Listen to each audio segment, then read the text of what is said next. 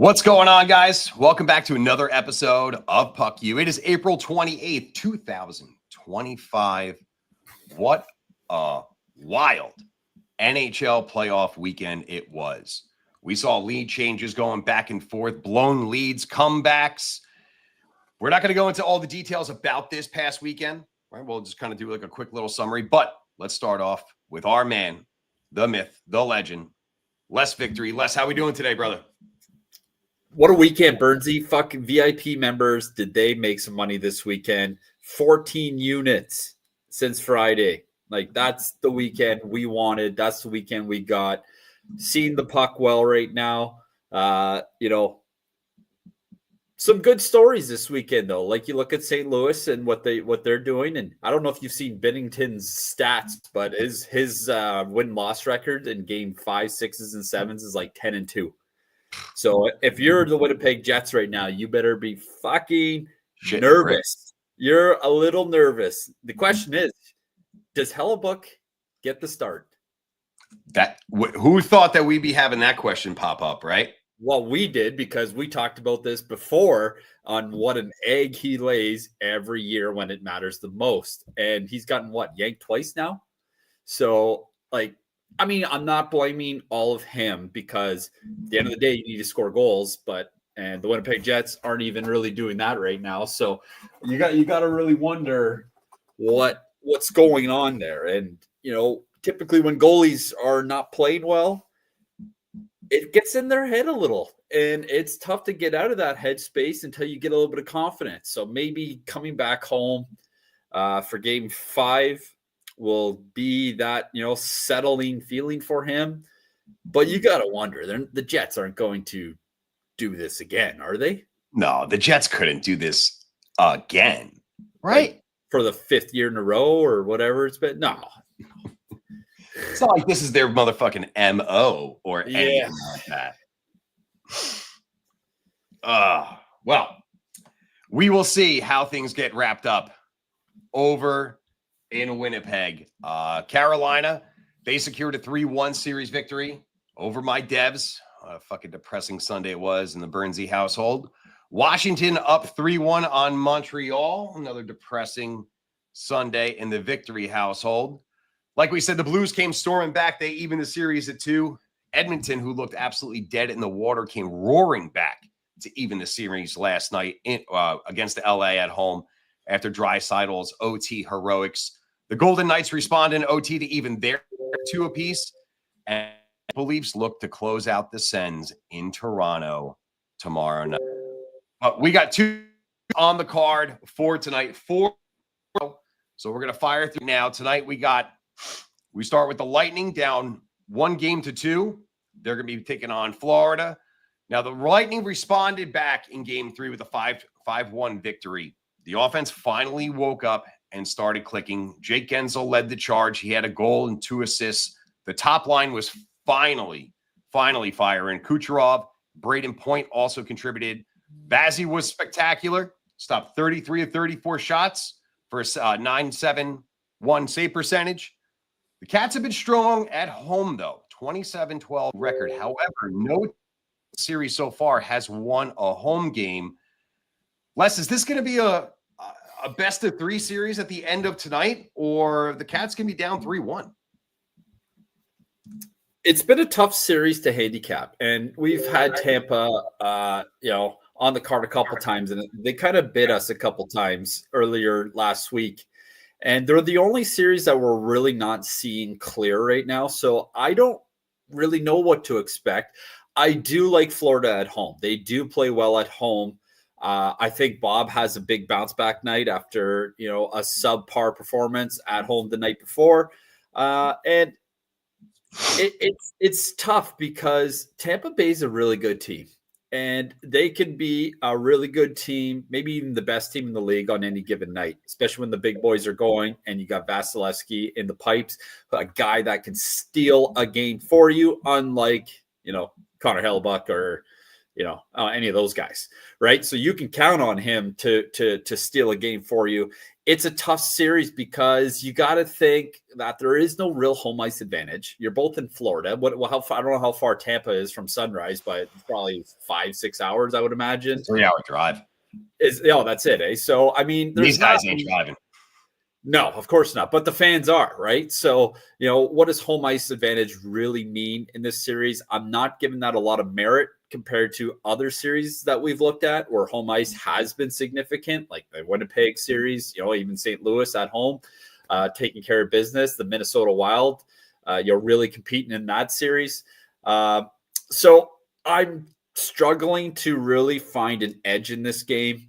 It could be a very low scoring, tight checking game, but I think things open up a little bit just because there's a little bit of hatred going on. I don't know if you guys have seen some of the shit that's happening in this series.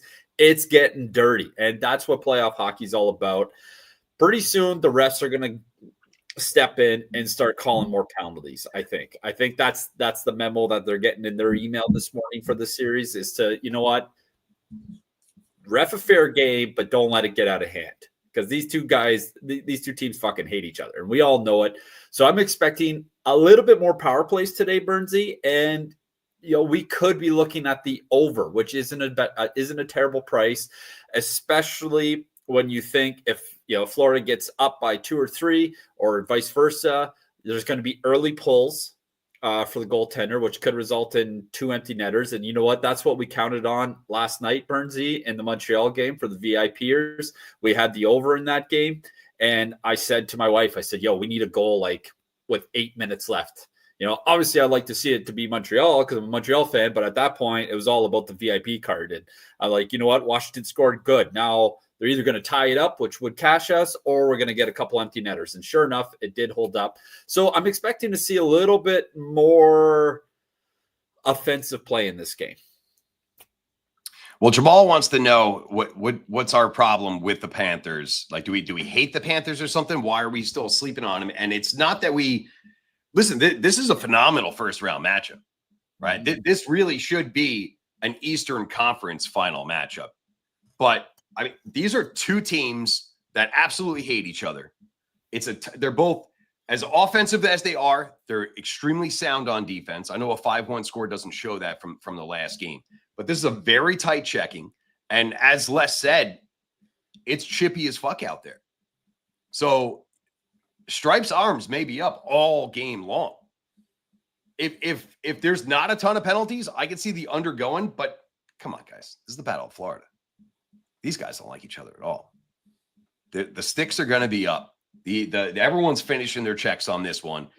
This is going to be a grind out, go fuck yourself kind of game. And I can't wait to watch this game. But we talked about Bob needed a bounce back. Bob has an impressive 4-1 record coming off, allowing 5 goals.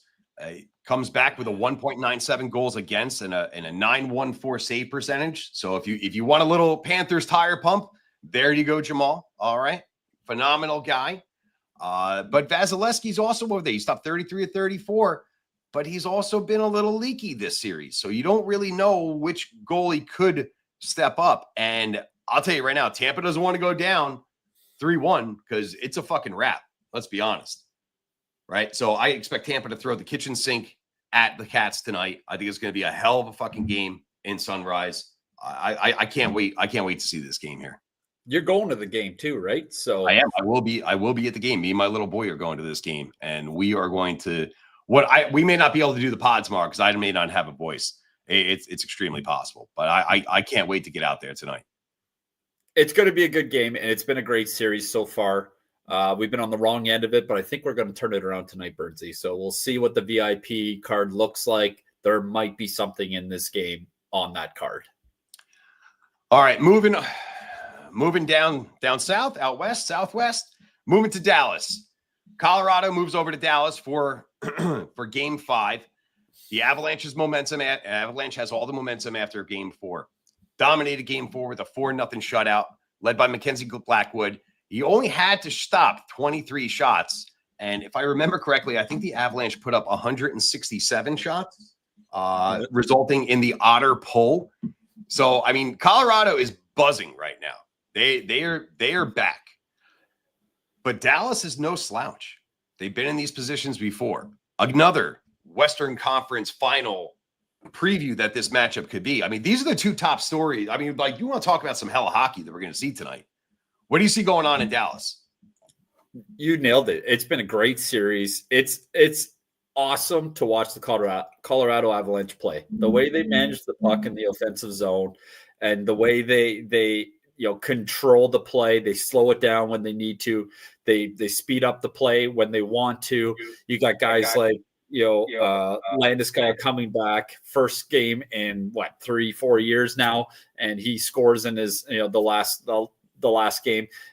Good for him. That's such an amazing story with what the adversity that guy's gone through to get back to where he is, to be the captain of this team. And when shit like that happens on a team, it brings them up. Like you get a different sort of energy when you get a guy like that back. Obviously, I kind of expected there to be a little bit of confusion on how he would fit into the lineup, but I think the coaching staff has done a good job of managing his minutes and controlling the time and places of when you're putting a guy like that out that hasn't played in a while. So I think the Colorado Avalanche have really figured it out. And everyone was kind of expecting the Avs to kind of really control this series. But here's the thing. At the end of the day, someone's going to win 4 games. And whether you lost the first 2 or not, at the end of the day, you're going to see, a 4-3 series win, a 4-2 win. It doesn't matter how you got there. I still like Colorado to win this series, but they're going to need a better effort on the road, and they need to make sure that Blackwood is protected and you're limiting the shots on him. You got to block. They did a great job of blocking shots last game, which I think goes a long way, because if your goalie doesn't have to save it, they're not going to go in. And Dallas on the flip side just got peppered with them. So I'm expecting Dallas to come out with a little bit more jump back at home. All right, boys, let that one go.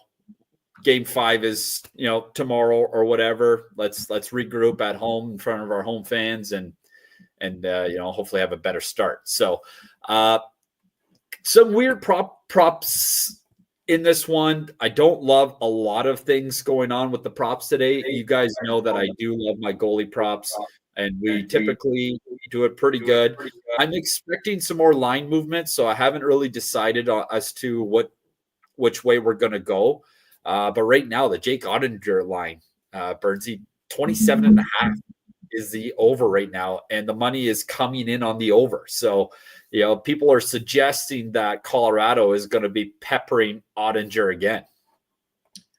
Well, I got Otter at 27.5, and the money is still moving on that number over here. I mean, this is a guy who somebody on this podcast called one of the most overrated goalies in the entire league. In the last game, he kind of showed it. He got the yank. Casey Smith had to come in for him. Listen, this Dallas team, this is not their first time here. They're a perennial playoff team. They have a ton of veterans there.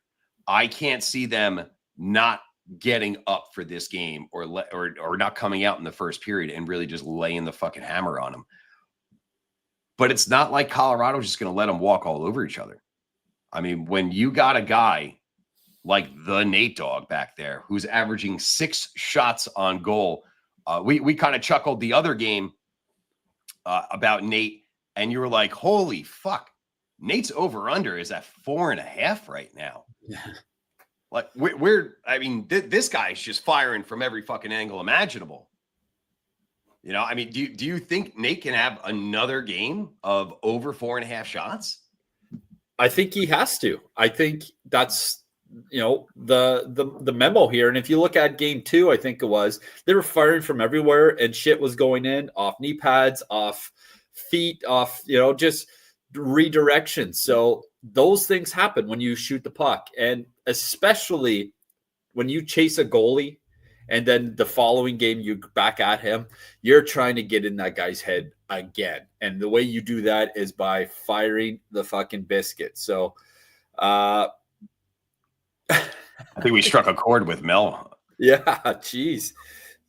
Look at, I like Jake Ottinger, but again, he is very hot and cold. And we've already seen that a couple times in this series, and we've seen it throughout the regular season.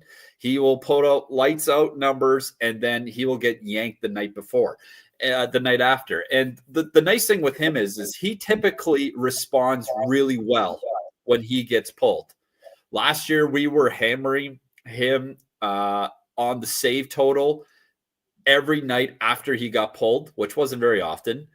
And he would just answer with like a shutout or something crazy stat. So he's a great guy to be having a net. He answers the bell well when he gets the hook, unlike, a guy like Hellebuck, who just, it seems to be like a line change every 2 periods. I'll change it up. Let's go, Conroy, you're in. But, we're talking about the Colorado Avalanche too, right? High scoring team with a lot of talent. So it makes it that much more difficult when you got guys like Nate McKinnon and Cale Makar and Landeskog and all these guys coming in and buzzing at you. It's a lot different than, the Anaheim Ducks shooting 35 shots on you. Yeah, 2 tough matchups tonight, man. I mean, these are 2 of the best series going on right now. I mean, any one of these teams can win. It's tough to lean on one or the other kind of side. I mean, maybe going down the prop road is the way to go for a little bit more of surefire stuff. But I mean, what's surefire in this business? Geez, Joseph. All right, so that's it. That's all we got. We only got 2 games on the schedule tonight. Let's get over to best bets. Les, best bet for the show, sir. You want it? Oh, I gotta have it. I think Mackenzie Blackwood is going to play well again tonight. It's the save prop that, to me, makes the most sense because of the number. So we're going to look at Mackenzie Blackwood over 23.5 saves. I really think Dallas is going to answer the bell and come out buzzing in the first period. So I'm expecting Dallas to kind of maybe catch Colorado on their heels a little bit in the first period and, put up 8 to 12 shots in the first, which should lead to an over. And I also see this series tightening up, which could lead to overtime, which when you're on the over on saves, you've got to love overtime because, you don't know how long it's going to go, especially if you haven't hit yet already. So we're going to go with Mackenzie Blackwood on the over saves to get it done. 23.5, right? Yeah. All right. Now, let's put together a little 4-legger for the folks. You want to kick it off or you want me to? Go ahead. I want to know where you're at so I can take the opposite. That way I'm right and you're wrong. Fucking dick. All right. So we're going to start it off with Arturi Lehkonen shot prop. We're taking Arturi Lehkonen over 1.5. Let me write on here. Over 1.5 shots on goal. Lehkonen has hit this line in 7 of his last games. He's consistently involved in the offense. To me, it's a very reliable, very safe play. You can get that at maybe like around -160 right now. So that's my first leg. Arturi Lehkonen over 1.5 shots.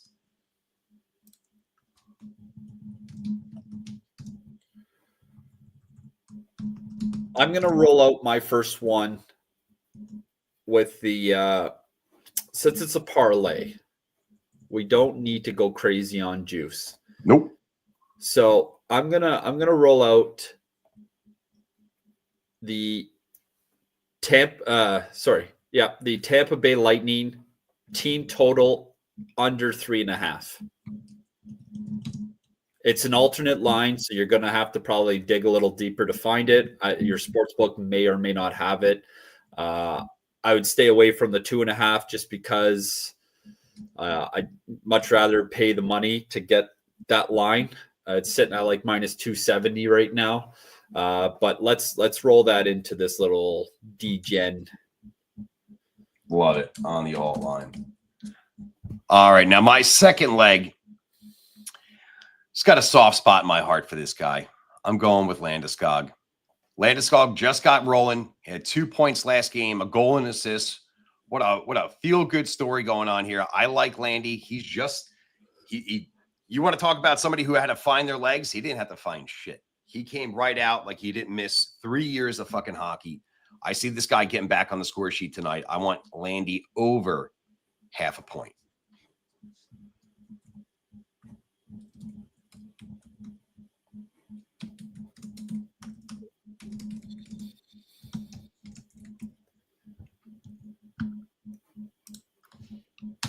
Finally, turning. The fire is burning. Look at this guy.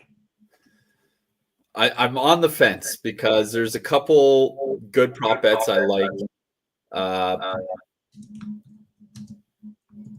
Is Nathan McKinnon going to put up another 7 shots tonight, Birdsey? It's plus 130 at 4.5 right now. People are suggesting that it's not going to be his night. So, with that being said, we're going to stay away. I don't like it. But we will look at the Cale Makar line. He hasn't been getting the shots on goal like he's supposed to, and he typically does. So we're going to take the Cale Makar under 3.5 shots. Under 3.5 shots from Makar. I think Dallas has done a good job of managing him and checking him a little tighter, which has definitely been an impact in this series because he isn't getting his typical amount of action on net. And that's by design, right? Especially with Dallas being at home, they're going to have last change. They're going to have who they want out there, when that guy's on the ice. So let's roll with it. Makar under 3.5. Listen, this guy's a special player, but all eyes are on special players. And it's one thing to not be able to stop, Nate Dogg as he's coming flying down the middle of the ice here. But I mean, when you're trying to shadow a defenseman, it's a little bit easier. So I could totally see Makar not getting to that line tonight. But there you go, guys. We got our best bet. Best bet was we're rocking with Mackenzie Blackwood over 23.5 saves. We got the DGM parlay with Lehkonen shots on goal over 1.5. Tampa's team total under 3.5. Find that on the alt line. Landeskog over 0.5 points. I think he's going to see the score sheet tonight. And Cale Makar under 3.5 shots. All right, that'll do it for us today. We got 4 games to go over tomorrow. We'll see how we did today. Thank you very much for joining us. Make sure that you guys slam that like button. If you're not subscribed, please do. Turn that little bell on for notifications. We usually drop in the Telegram what time we're going to be going on every single day, but throw those notifications on so you don't miss a minute. Share this along, whatever you guys got to do. Above all, make sure you guys get over to ylose.com. That's the letter Y, Lose.com. You can find everything for your handicapping needs right there. We got the amazing team built out for you. Headed up by the Godfather, Cavalier. We got NBA performance going live a little bit later today with the Shark and Luke Shuey. Make sure you guys catch a little quick pick with Coach Rick. Punchy had an amazing weekend this past weekend with Combat. And Neil Max smashed another 100-star Moundster this past weekend. A lot of good stuff going on over here at Ylose. Make sure you guys jump in. Do not sit on the outside. Get on the inside. Have yourselves a great night. Enjoy the hockey. Les, any closing words? You want all the best VIP bets. We are up almost $70,000 over the NHL season right now, including playoffs. Head on over to the Telegram. Get your playoff package for $100. Gets you every best bet, every parlay, every prop bet, every fucking thing I put on the card is yours. It's really a no-brainer. We've been selling these every single day. People are jumping in and they're starting to make money.